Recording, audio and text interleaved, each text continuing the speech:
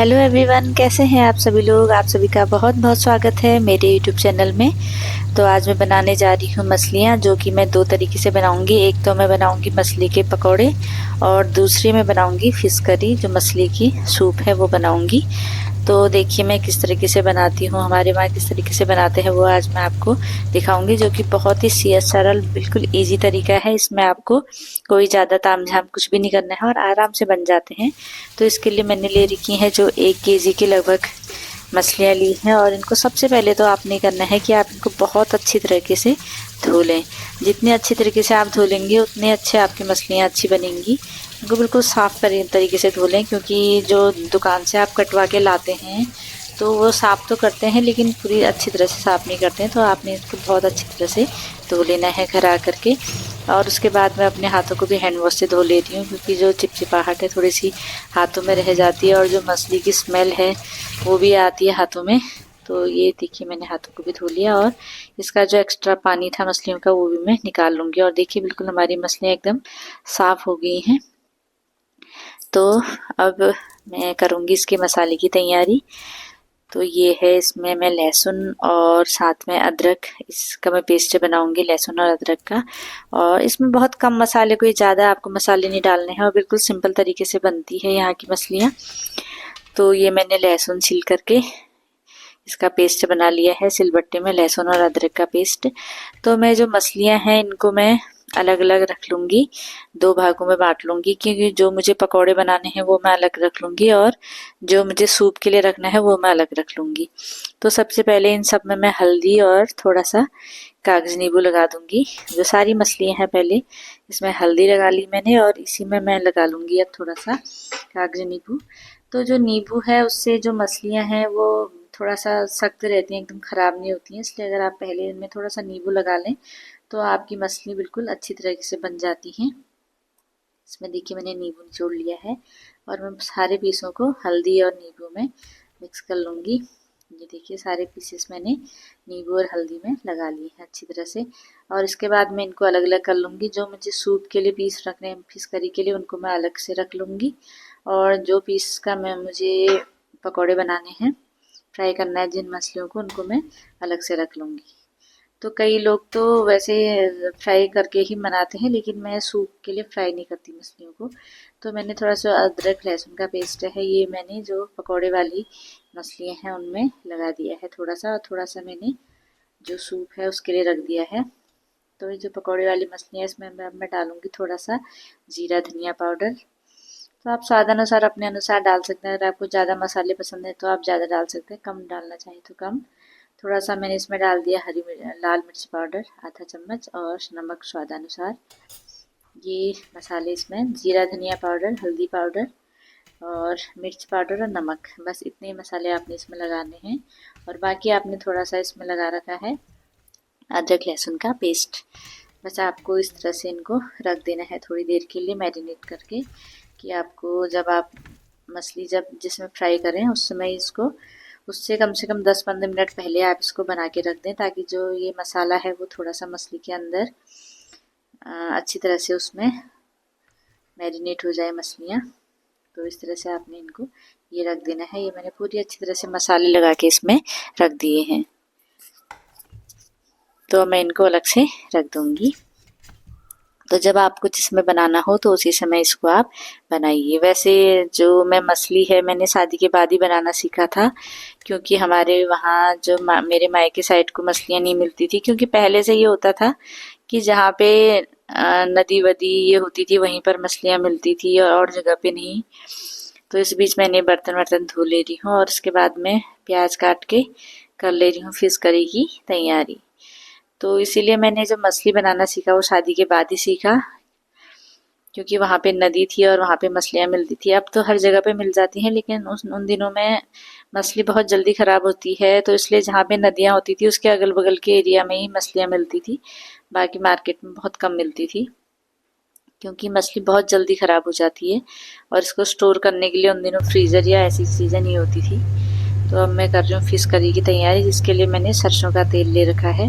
तो कई लोग मुझसे कमेंट में कहते हैं कि आपका तेल इतना काला क्यों हो जाता है, क्योंकि सरसों के तेल को थोड़ा सा ज़्यादा जलाना पड़ता है, क्योंकि नहीं तो उसकी जो सरसों का जो कड़वापन है वो सब्जी में आपका आ जाता है, अगर आप सरसों को के तेल को कम गरम करते हैं। तो इसीलिए जब गरम होने के बाद मैंने तेज पत्ता डाला और थोड़ा सा प्याज डाल के उसको हल्का सा मैंने ब्राउन कर लिया प्याज को। तो कई लोग आप मुझसे पूछते हैं कि आप प्याज को इतना ज़्यादा ब्राउन क्यों करते हो, क्योंकि अगर प्याज को कम ब्राउन करो तो उसमें थोड़ा सा जो सूप है वो मीठा हो जाता है, इसलिए इसको थोड़ा सा हल्का ब्राउन हमको करना ही पड़ता है।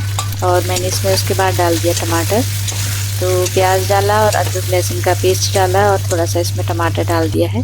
तो आप जितना आप क्वांटिटी में बना रहे हैं उसी हिसाब से आप टमाटर और प्याज इसमें डालिए। तो मुझे कम कम ही बनाना था, 1-2 लोगों के लिए, तो मैंने उसी हिसाब से इसमें डाल रखा है। और मछली में बहुत ज़्यादा मसाले अगर आप डालें तो उतना टेस्टी नहीं होता है, उसका जो सूप है वो उतना अच्छा नहीं बन पाता है।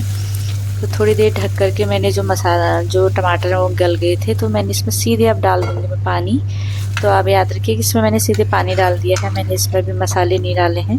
अगर कई लोग तो मसाले भून के भी बनाते हैं, लेकिन ये मेरे ससुराल साइड को इसी तरह से हमारे घर में बनता था, तो मैं वैसे ही बना रही हूँ। अब मैं इसके ऊपर डालूँगी 1-2 चम्मच जीरा धनिया पाउडर, आधा चम्मच मैंने इसमें डाल दिया है मिर्च पाउडर और नमक स्वादानुसार, और थोड़ी सी हल्दी पाउडर।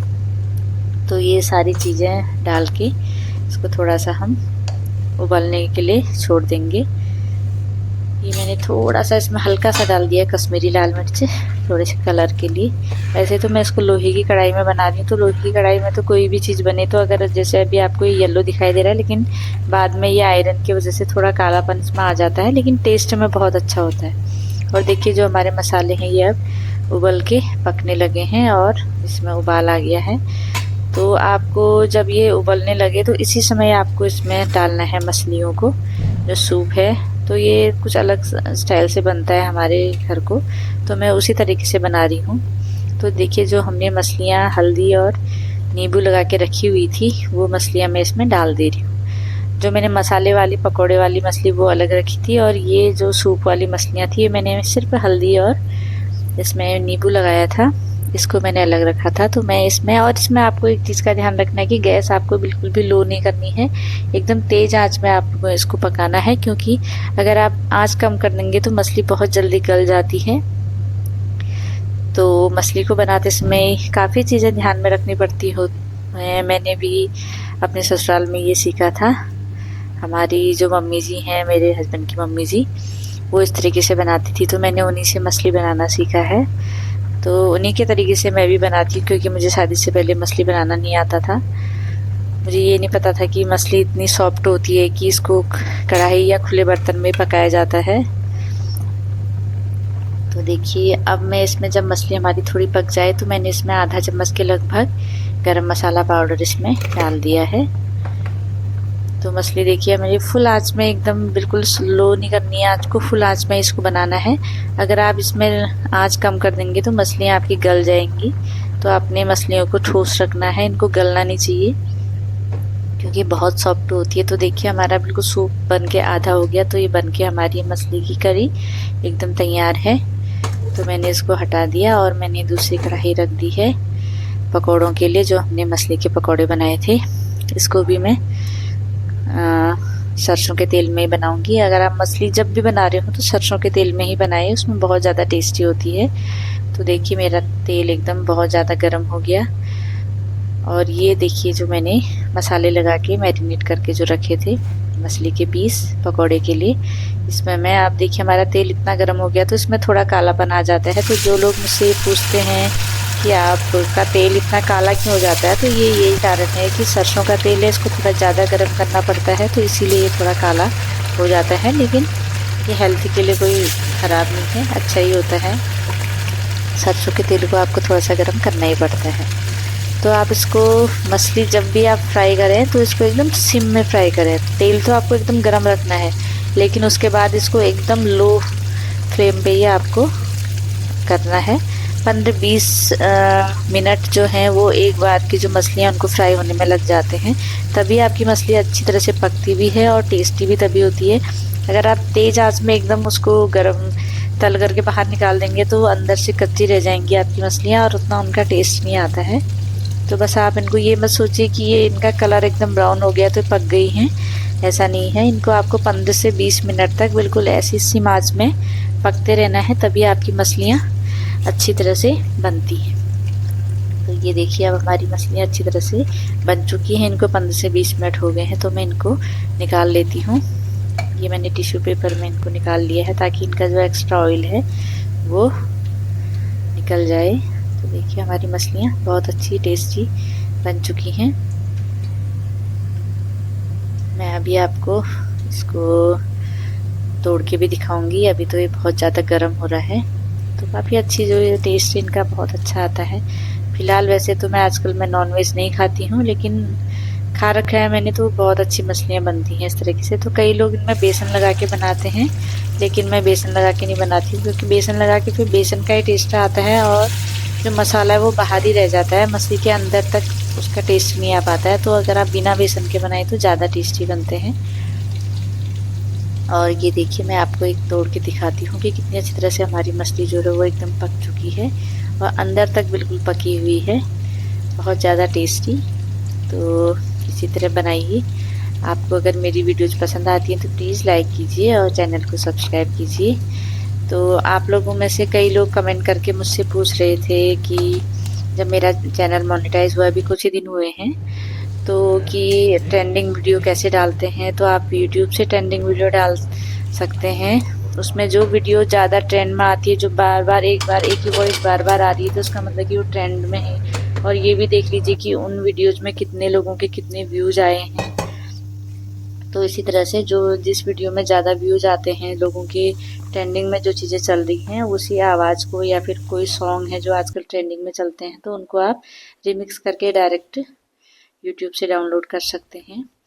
और कई लोग आप मुझसे पूछ रहे थे कमेंट करके कि आपको कैसे पता चलता है कि मोनेटाइज हो गया। तो आपको ये पता होगा कि व्यूज़ आपको 1 करोड़ व्यूज़ आपको 3 महीने के अंदर लाने होते हैं, तो और 1000 सब्सक्राइबर आपको कंप्लीट करने होते हैं। तो अगर आपकी ये दोनों चीज़ें पूरी होगी, तो इसके बाद आपका जो YT स्टूडियो है उसमें एक सेटिंग ऑन करनी होती है, पेज एड्स और जो काफ़ी चीज़ें हैं, सुपर चैट है, इस टाइप की जो चीज़ें हैं वो ऑन करनी होती हैं। तो उसके बाद आपका चैनल मोनेटाइज हो जाता है। उसके बाद कई टेक्निकल चीज़ें हैं जो आपने करनी है अपने चैनल पे, ये करनी होती हैं। और बाकी अगर आपके व्यूज़ कम हैं, अगर आप लॉन्ग वीडियो में काम कर रहे हैं, तो लॉन्ग वीडियो में आपको 4000 जो घंटे हैं उसका जो वॉच टाइम है वो आपको कंप्लीट करना पड़ता है। लेकिन वो उसके लिए आपको 1 साल का टाइम मिलता है। आप 1 साल के अंदर में वो चीज़ कर सकते हैं, लेकिन जो व्यूज़ हैं वो आपको 3 महीने के अंदर के जुड़े जाते हैं। तो इस बीच मैंने रोटी चावल ये सारी चीज़ें बना ली थी। तो अब मैं इसको सर्व करती हूँ। देखिए मैंने रोटी चावल दोनों चीज़ें मछली के साथ बना ली हैं। आपके अभी भी कुछ कमेंट्स हैं, तो प्लीज़ आप कमेंट करके मुझे बताइए, कोई आपके क्वेश्चन हैं। कई लोग मुझसे क्वेश्चन पूछते हैं, तो मैं सोचती हूँ कि कई चीज़ें मैं कमेंट में कभी मुझे टाइम नहीं हो पाता है तो मैं लिख नहीं पाती हूँ, इसलिए मैंने सोचा कि मैं अपने आप ये वीडियो के माध्यम से आपको बता दूँ। ये देखिए मेरा चावल और ये जो मछली का सूप है ये भी बन के बिल्कुल तैयार है और ये काफ़ी टेस्टी होता है। और देखिए इसमें मछली की जो पीस हैं वो बिल्कुल भी एकदम टूटे फूटे नहीं हैं, या फिर उनमें बिल्कुल भी एकदम बहुत ज़्यादा गले नहीं हैं। अगर गल जाते हैं तो इसके कांटे अलग हो जाते हैं और पीस अलग हो जाता है, तो बिल्कुल भी टेस्टी नहीं होता है। तो इस तरीके से आप इसको बनाइए। अगर आप इसमें ऊपर से कई लोग नींबू निचोड़ते हैं वो भी अच्छा लगता है, लेकिन मैंने नींबू पहले ही डाल रखा था। तो ये देखिए रोटी सब्जी और मछली और रोटी चावल सब मेरा तैयार है खीरे के साथ। तो चलिए एंजॉय कीजिए, और अपने कोई क्वेश्चन है तो मुझे बताते रहिए। Thank you so much watching my video.